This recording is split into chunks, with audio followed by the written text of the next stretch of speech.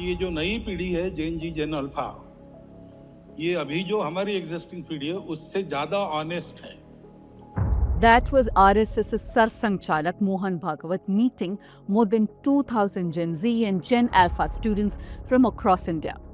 The timing, of course, was deliberate.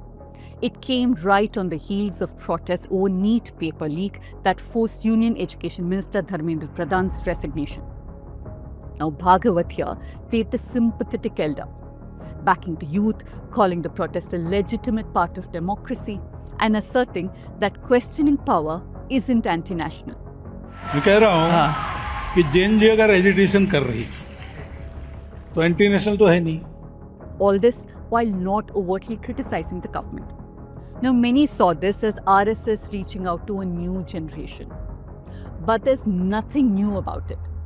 The RSS has always been about catching them young, that India's future must be shaped from its classrooms. In fact, one of the first major initiatives after independence wasn't political at all. It was educational. It was opening a primary school in Uttar Pradesh in 1952, as noted by historian Tanika Sarkar.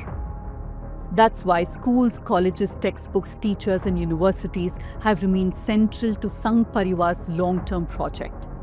Today, that influence extends far beyond the RSS's own schools.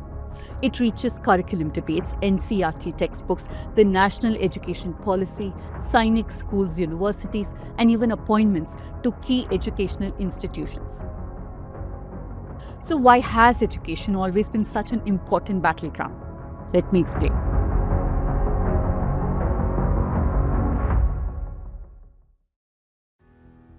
Now let's take a quick moment before we go into the episode. Our freedom struggle was also a great example of what strong journalism can do. Some of our freedom fighters were journalists too, like Gandhi and Ambedkar.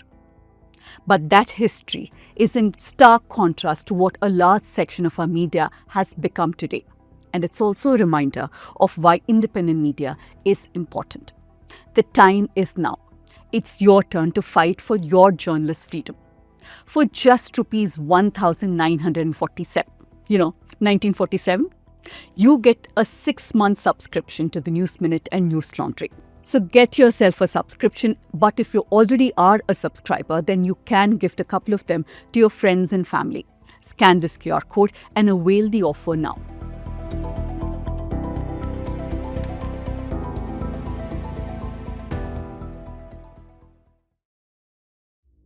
Before we look at what's happening today, let's take a step back and understand what happened a century ago. The RSS was founded in 1925 by Keshav Hegdewar. Unlike its electoral arm, that's the BJP, the RSS describes itself as a cultural organization devoted to nation building. Because for them, nation building was not just about winning elections, because governments can come and go, policies can be reversed, but lasting political change comes only after cultural and social change. And education and children sit right at the center of that vision. Now, if you take an RSS Shaka, it's divided into 4 age groups. The first 2 are Shishu Swayamsevaks and Bal Swayamsevaks. In her essay Educating the Children of Hindu Rashtra, historian Tanika Sarkar has argued that education has never been a peripheral activity for the RSS. It's always been central to its attempt to shape society across generations. Political scientist Christoph Jaffelot also makes a similar point. He says that rather than focusing only on winning elections, the Sangh Parivar has spent many decades building institutions that shape everyday life. From labor unions and student organizations to schools and educational bodies. The thinking eventually gave rise to Vidya Bharati, the RSS's education wing. It was set up in 1977 to devise curricula for courses that would teach RSS ideology. Later, Vidya Bharati started running formal and informal schools. It now claims to have more than 12,000 formal schools with millions of students. It also runs informal schools, almost 4,500 Saraswati Shiksha Kendras and around 700 Sanskar Kendras.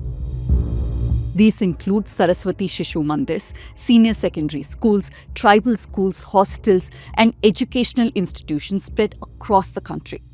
Then there are around 19,000 Ekal Vidyalayas, single teacher schools in remote locations run by a non-profit called the Friends of the Tribal Society. This is linked to the RSS. It's been widely documented how these schools help spread the Hindutva ideology. The Vidya Bharati is straightforward in its objective.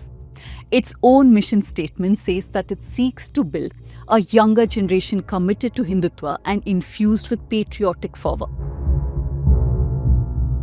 Walk into a Vidya Bharati school and you'll find many things that would look familiar in other Indian schools. Morning assemblies, yoga, Sanskrit prayers, moral education, cultural activities, and a strong emphasis on discipline. Look, by itself, operating faith or value-aligned schools isn't unique in India.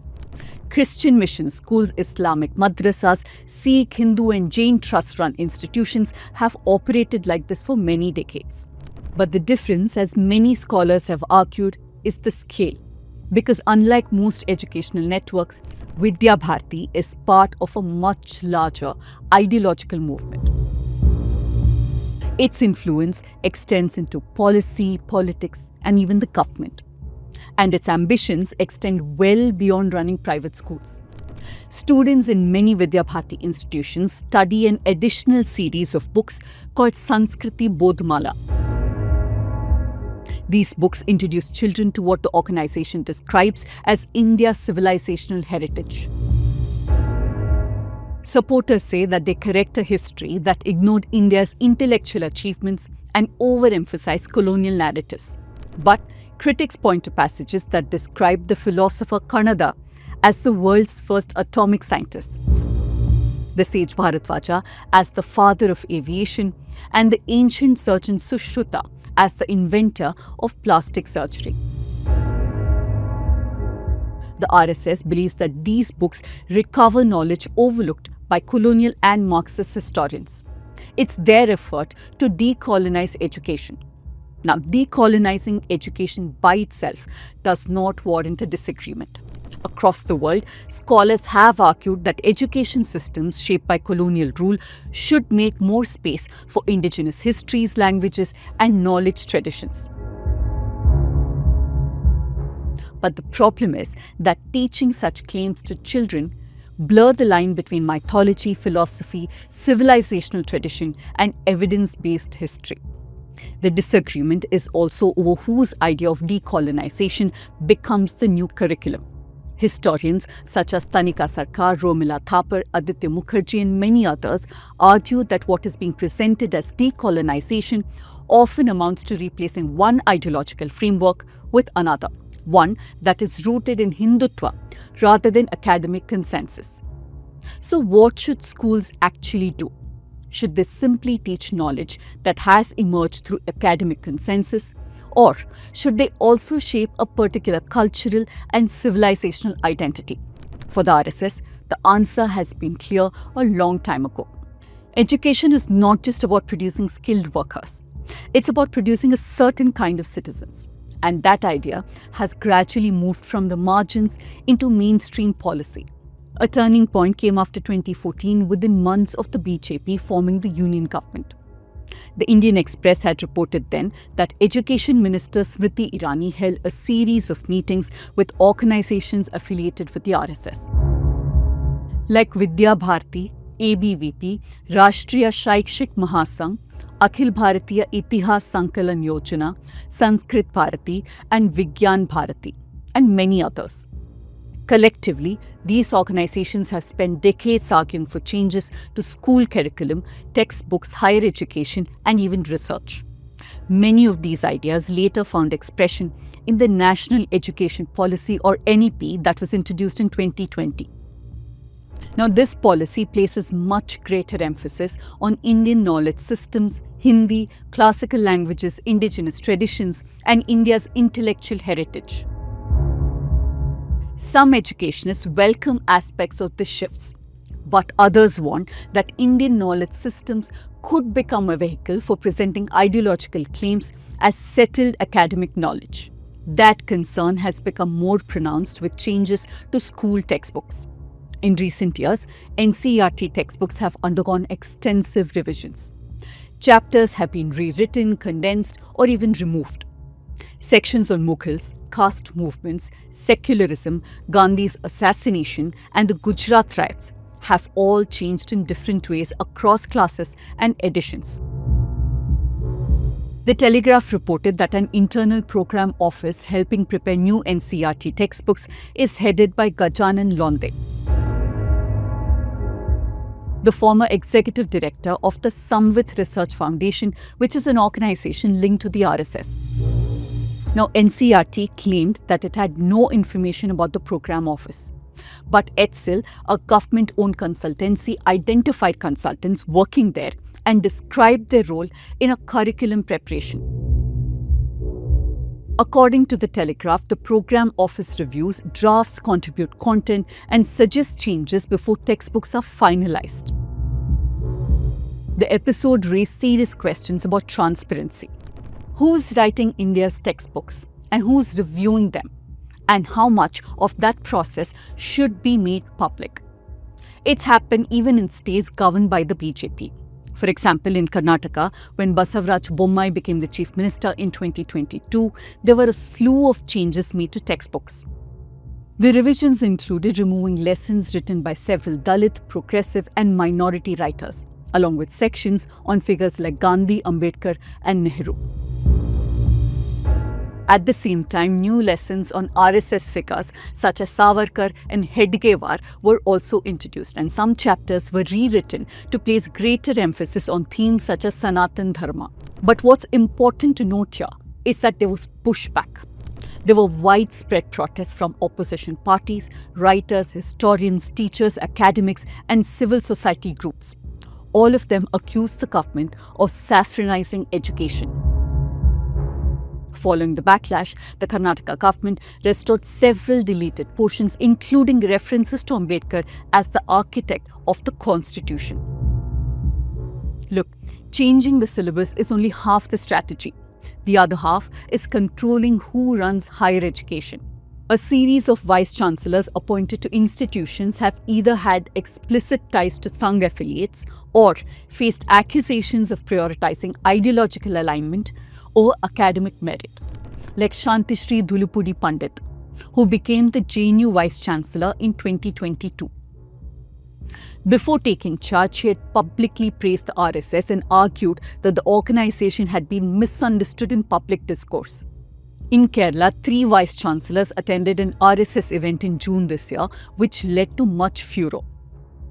In 2023, Karnataka saw protests against Vice-Chancellor of the Central University of Karnataka for organizing RSS events on university campus. Teachers' associations and student groups have repeatedly alleged growing political influence over appointments and university governance. The union government, of course, rejects these allegations. It maintains that appointments follow the due process. But universities are also only part of the picture.